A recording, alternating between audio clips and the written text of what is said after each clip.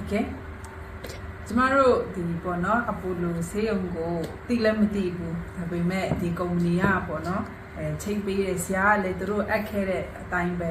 ကျမတို့သွားခဲ့တယ်ပေါ့တစ်ခါမှလည်းမရောက်ခဲ့ဘူးလို့ဒါပေမဲ့ဟိုရောက်တဲ့အခါမှာအချိန်နဲ့ဒီလေးညီကျမတို့ဆက်သွယ်ပေးတယ်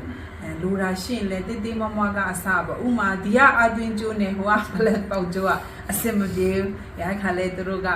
တခါတည်းပြောလိုက်ရင်ပေါ့နော်အသွင်ကျိုးကအစလာပို့ပေးပါတယ်လို့တိတိမမပေါ့နော်ကိုမတိတာရှိရင်ဟိုစားတာတောက်တာကအစသူတို့ဝန်ဆောင်မှုပေးကြတယ်ပေါ့အခါကျတော့ကျမတို့အဆင်ပြေပါတယ်လို့နော်ကလေးလဲဟိုဟာရောက်လဲဟိုကဆရာဝန်တွေလဲဆက်ဆံရေးကောင်းကြတယ်အကုန်လုံးကပျော်ရွှင်ရွှင်ပေါ့နော်ဒီ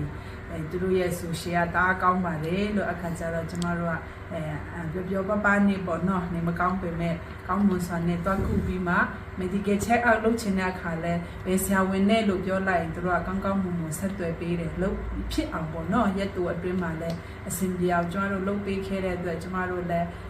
ဆေးလဲကောင်းကောင်းကုခဲ့ရတယ် check up တွေလဲကောင်းကောင်းလုပ်ခဲ့ရတယ်လို့ဒါကြောင့်မို့ဒီကုမ္ပဏီနဲ့တွားတာကျမတို့အဆင်ပြေပါတယ်လို့ကျေးဇူးတင်ပါတယ်